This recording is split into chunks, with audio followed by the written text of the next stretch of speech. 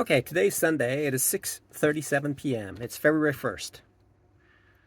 Uh, I was just sitting here and waiting for a trade, but I missed two trades. One of them would have been 1.5% if I went with it, and the other could have been, would have been, based on the size that I had. Maybe. It's a maybe. And so yesterday I was at Planet Fitness, and so I was just sitting here though. I was just sitting here that I thought about this. Uh, and I was like perusing through YouTube, and there are some like poor people in Japan who are like working overtime and things like that, and they're eating lunch late at night, and they can't afford much. And so I thought to myself, now the best way to learn about something is to live it, right? The best way to learn about something is to live it, right? Uh, because I don't have imagination. I don't. I do not have imagination. I have to live it. It's like the Bible has a specific name to that, and his name is Thomas. Thomas is a disbeliever until he experiences it himself, right? So the Bible has these characters in it who are that way, right? So so there's no better way to learn about something by living it, okay? I was essentially a middle class for quite a while. Came from a uh, um, financially low class, and then after graduation, getting a job, I was in a middle class. I was solidly in the middle class, and then things went haywire, and then I fell down into poverty. So I'm essentially homeless. So I am living life as a homeless person, financially a homeless person. Just last week, I had difficulty coming up with $60 to buy a challenge. So I had to ask a friend, okay, uh, a good friend, okay, to help out with that. And so he did, fortunately, okay. Fortunately, I could not afford $60 to buy a Profirm challenge. So now I have a Profirm challenge. Uh, so there's no better way to learn about something but to live it for me, because that allows me to fully appreciate the life, the subject matter of life, right? Then I thought to myself, then I was at Planet Fitness, and I parked three cars in to the front, and I went in, did took a shower, and then because it was full, so I came out.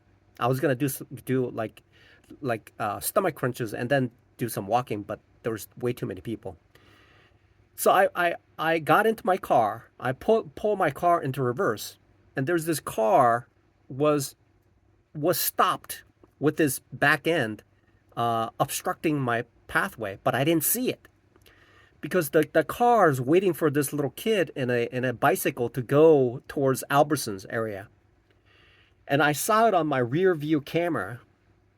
Had I not seen that, I would not have stopped, and it would have been an expensive trip to a fitness center where I was taking a shower. So at any moment, something could happen. Some accident could happen that could cause a severe cost burden on myself when I have nothing. Okay? When I have nothing. When I have nothing, that would have been a traumatic and a very, very difficult situation. I would have had to ask somebody around me to help out with that, because well, I do have insurance, so I would have covered theirs, but I wouldn't be able to cover my car, right? And so I thought to myself, that's quite interesting. That is quite interesting, right? That is very, very interesting, because I was working on this subject matter called the stop loss. Okay, stop loss.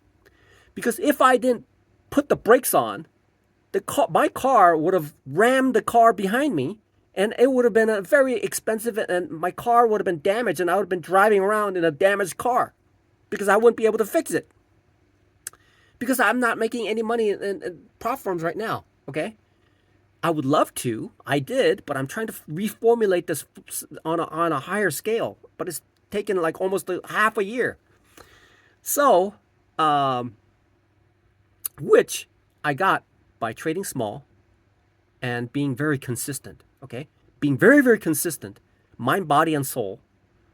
And then being trading small, that allowed me to like survive and then finally make that profit, because making that 8% 5% is not easy. When I look back on it, that specific account, I was actually I was actually being very very volatile. I was being very aggressive, and still I was able to make it. So then I thought to myself, that's what's being a trader. Now I see the world through the lens of being a day trader. And I see that whatever happens to me, whatever I'm doing on a daily basis, I see through my lens of a day trader. I now see my prescription glasses is now a day trading prescription glasses. It's a it helps me to see better. Okay, because my eye has been focusing on very close range all the time, like watching TV and fixated on a particular thing, and so my vision has deteriorated. Okay, and now these lenses are becoming a prescription to day trading. I see the world now, seeing the world through the eyes of a day trader. Okay, that's what's happening, and stop loss. I can see that. I can see how stop loss avoided a catastrophic loss that would have cost me months and months and months and months to save enough to repair if I could, right? If I can afford it. And so the stop loss, which has been a detriment to my trading by not using it, is a is a is an incredibly important part of trading. And it felt like I was being like Thomas by actually living that particular subject matter of what day trading is, living it, placing that concept of stop loss into everyday life. Okay, that is, hopefully that'll flip me over. Hopefully that'll flip me over. But right there at that moment, oh man, if I didn't, that would have been a wreck in a parking lot. I was pulling out, and the car was there, and it was waiting. It was a perfect accident situation where it could have been. It's a good thing that I stopped right there. I stopped. It's the same thing with day trading. If I don't stop at a certain point, it'll just go, and it may just sit there for days and days and days, and I won't be able to trade because the account is depleted if it did not breach the daily loss limit. But if I allow it to keep doing that, it'll breach the daily loss limit. I'm having a very very difficult time, really really placing into the scope the consciousness of the importance of the stop loss. Okay, stop loss is so. I'm looking into it. I'm looking into everything that I've done. Okay, first, for instance, I now know that I don't mess around with people who are mentally deranged. Okay, I don't mess around with those people. I don't mess around with it because they're nuts. Okay, they don't value anything. Okay, there's no limits. They don't have any limiter in their brain psychology that says, hey, certain things should not be done, but they do it anyway. Okay, because there's no limiters. And so the best thing for me to do is to self-regulate, to see what the possibility is and stop it at that moment. It's a stop loss. For instance, when I'm having a conversation with somebody and I know that person, okay, so here's one scenario. Okay, I ran into this in a working environment. So this guy used to work at Amazon as a I believe a delivery guy, right?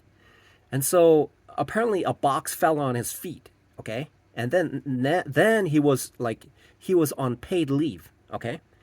Then he sued Amazon, okay? He sued Amazon for damages, okay? And then he made some money.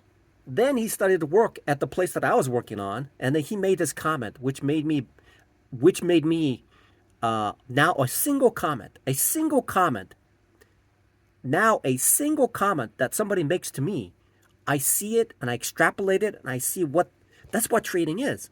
It's taking a single comment, a single candle or multiple candles, and extrapolating what the possibilities are. And I know from based on his comment, he said this. He said, he's after he won the case, he says, "Boy, that was a tasty.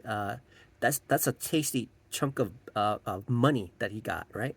So I'm thinking to myself, "Boy, this guy, boy, this guy is like he is very very selfish about himself, and he was like it seems to me based on his conversation was extorting money from Amazon, okay, after that accident, okay, and so, but the way that he put it led me to believe that maybe he's not the kind of person that I want to be hanging around with. Okay, the way that he carries himself, the way that he says things, I don't want to associate with somebody like that, right? I don't. Okay, I don't. And so, sure enough, my perception of that particular statement that he made correlates as the time progressed, and I began to unravel what he is, and then and it just turned out to be true of my conclusion about that particular person, right? And so trading now is like trading is in living color. It's like it's vivid. Okay? I now the lens, the vision of trading is I'm seeing the world through the vision of trading. Okay? I am now seeing the world through the lens of trading. Okay? I'm seeing the world through the lens of I'm seeing the world through the trading lens. Okay, I am now seeing the world through trading lens. Okay, yeah, I just want to say that. Okay, that's what I'm seeing. That's what I'm seeing right now, man. I mean, yeah, that when I backed out, if I went a little bit further, boy, that could have been very very expensive. That's what stop loss prevents.